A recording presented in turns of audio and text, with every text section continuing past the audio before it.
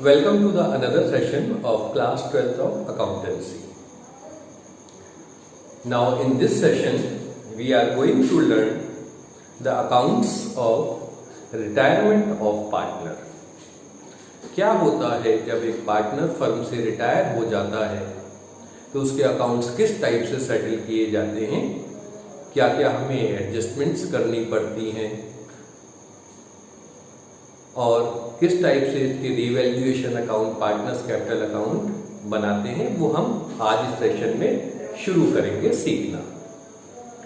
ठीक है, सबसे पहले what is retirement of partner. एक पार्टनर दो टाइप से रिटायर हो सकता है, क्योंकि पार्टनरशिप एट विल है तो वो कभी भी एक नोटिस सर्व करके रिमेनिंग पार्टनर्स को एक नोटिस सर्व करके और अपने रिटायरमेंट के लिए बता देता है। और दूसरा म्यूचुअल कंसेंट। सो रिटायरमेंट, अच्छा यहाँ पे रिटायरमेंट के साथ ही एक चैप्टर इंक्लूडेड है, एक टॉपिक और इंक्लूडेड है डेथ। नॉर्मली इन दोनों में सिमिलैरिटीज है, क्योंकि दोनों में ही हमारे पास से एक पार्टनर कम हो जाता है। ठीक है, तो रिटायरमेंट एंड डेथ दोनों कंबाइंड शुरू करते हैं। क्या है रिटायरमेंट और death of A partner is one of the mode of dissolution of the partnership firm. इसमें ओल्ड पार्टनरशिप फर्म डिसॉल्व हो जाती है और एक नई पार्टनरशिप फर्म शुरू होती है, पर ये नहीं है कि पूरी तरह से खत्म हो जाएगी। ओल्ड पार्टनरशिप डीड खत्म हो जाती है, डिसॉल्यूशन ऑफ पार्टनरशिप है बेसिकली, ये डिसॉल्यूशन ऑफ पार्टनरशिप फर्म नहीं है। ओके, ये क्योंकि पुरानी पार्टनरशिप खत्म हो गई, मान लिया हमारे पास 3 पार्टनर थे A B and C, C retire हो जाता है तो हमारे पास पहले पार्टनरशिप कौन सी थी, ए बी एंड सी की, और अब पार्टनरशिप कौन सी बनती है, ए एंड बी की, तो एक नई पार्टनरशिप शुरू हो जाएगी। And it is also called reconstitution of the firm, firm का दोबारा से बनना, रिकॉन्स्टिट्यूशन। ए पार्टनर में retire with the consent of the partners, other partners। एक पार्टनर सारे पार्टनर्स के कंसेंट से रिटायर हो सकता है, और बाय गिविंग नोटिस, या केवल जब उसका मन करा तो उसने सोचा कि मेरे को पार्टनरशिप फर्म में कंटिन्यू नहीं करना है, तो वो एक नोटिस दे देता है रिमेनिंग पार्टनर को कि मैं इस टाइम के बाद पार्टनरशिप फर्म को छोड़ दूंगा।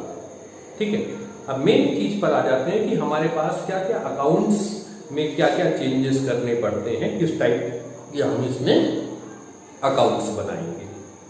तो उसके लिए हमारे पास क्या क्या चीजें हैं। सबसे पहले हमें कैलकुलेट करना पड़ेगा न्यू प्रॉफिट शेयरिंग रेशियो, और उसके साथ साथ gaining ratio. New profit sharing ratio से भी इंपॉर्टेंट बेसिकली माना जाता है गेनिंग रेशियो। तो गेनिंग रेशियो को कैलकुलेट करने के लिए हमें पहले न्यू प्रॉफिट शेयरिंग रेशियो चाहिए। सेकंड, हमें कैलकुलेट करनी पड़ेगी goodwill of the firm and retiring partner share in the goodwill, और उसका ट्रीटमेंट देखना पड़ेगा। सेकंड, जैसे हमने रिवैल्यूएशन में करा था, बाकी लगभग प्रोसेस वैसा ही हो जाएगा। हमें सारे के सारे एसेट्स और लायबिलिटीज को रिवैल्यू करना पड़ेगा। Basically it is called revaluation of assets and reassessment of liabilities। Then जो भी हमारे पास ओल्ड रिजर्व्स पड़े थे, जर्नल रिजर्व्स हैं, अदर रिजर्व्स हैं, या कोई एक्यूमुलेटेड प्रॉफिट्स हैं इसके अलावा, या एक्यूमुलेटेड लॉसेस हैं, उनको डिस्ट्रीब्यूट करना पड़ेगा, और लास्ट में हम कैलकुलेट कर लेंगे ये what is the payment made to retiring partner और डिकेस्ड पार्टनर। ओके, चलिए शुरू करते हैं। सबसे पहले हम पढ़ते हैं calculation of new profit sharing ratio and gaining ratio. Okay,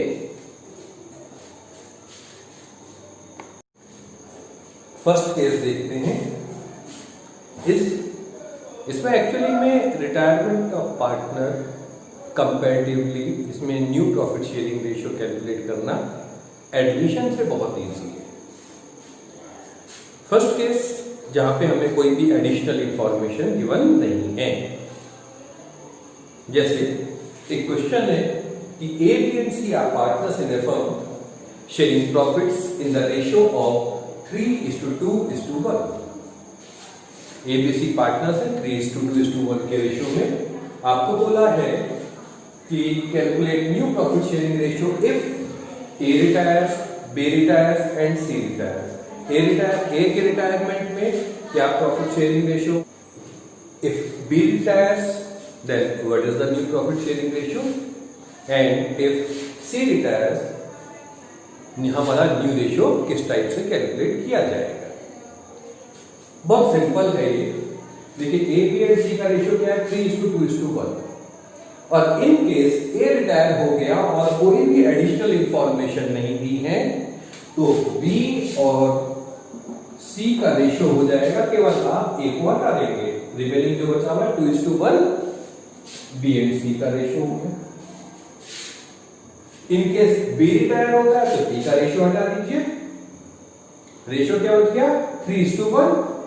तो A एंड C का रेशियो हो जाएगा 3:1। और इन केस C रिटायर हो जाता है तो हमारे पास रेशियो बचेगा 3:2। A और B का 3:2। ओके, चलिए कुछ एक दो क्वेश्चंस हम चेक करते हैं विथ एडिशनल इंफॉर्मेशंस। एक और क्वेश्चन चेक करते हैं। Question is X, Y and Z are partners sharing profits in the ratio of 4:3:2. Y retires, second partner retire हो गया and surrenders 1/9 of his share in favor of X and 2/9 in favor of Z. In this question we have to calculate new profit sharing ratio as well as gaining ratio. देखिए कैसे है। हमारे पास तीन partner है X, Y, Z, जिनका ratio है 4:3:2। ये retire हो गया। इसका शेयर कितना है? 3/9। अब 3/9 में से इसने क्या करा? 1/9 तो X को दे दिया, 2/9 Z को दे दिया। तो न्यू रेशियो हो जाएगा X के लिए, और यहां पे न्यू रेशियो का फार्मूला क्या बनेगा?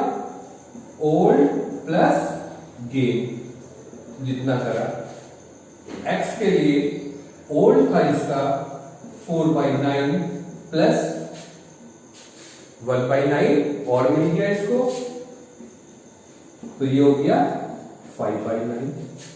और Z का ओल्ड रेशियो था 2/9 प्लस 2/9 से और मिला, तो इसका रेशियो हो गया 4/9।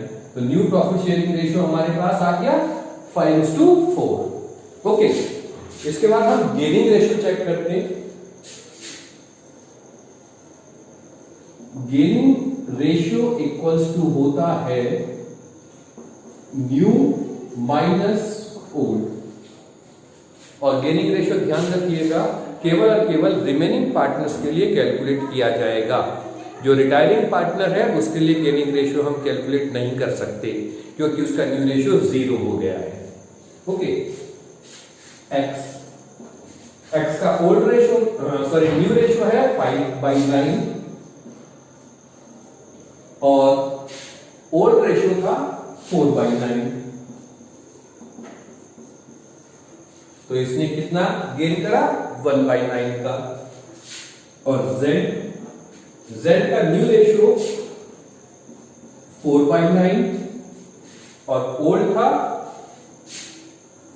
2/9, तो इसने गेन करा 2/9। ठीक है।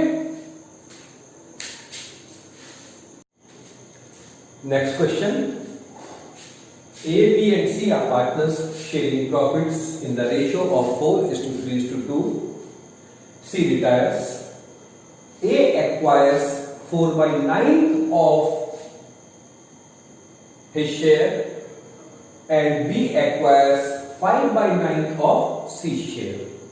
And we have to calculate new profit sharing ratio as well as gaining ratio. Check करते हैं। हमारे पास तीन पार्टनर थे A, B and C in the ratio 4:3:2। C retire हो गया जिसका 2/9 शेयर था।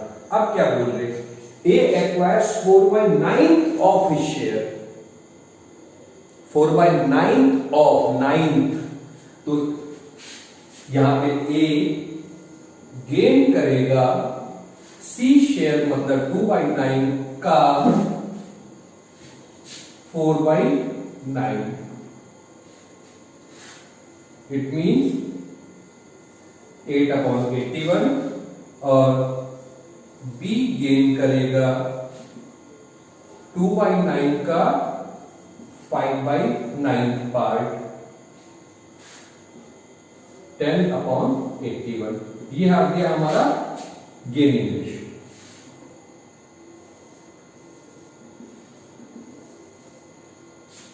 8:10 और 4:5, ठीक है। देन इसके बाद हम कैलकुलेट करेंगे new ratio. New ratio equals to हो जाएगा ओल्ड रेशियो प्लस जितना इन्होंने गेन किया होगा। ए के लिए ओल्ड रेशियो था 4/9 और गेन कितना करा इन्हें 8/81। एलसीएम ले लेते हैं 81, तो 36 + 8 और 44/81। और बी के लिए आएगा ओल्ड रेशियो था बी का 3/9 और गेन करा 10/81, तो ये हो जाएगा 27 + 10/81 और 37/81। तो न्यू रेशियो आ गया 44:37, ठीक है।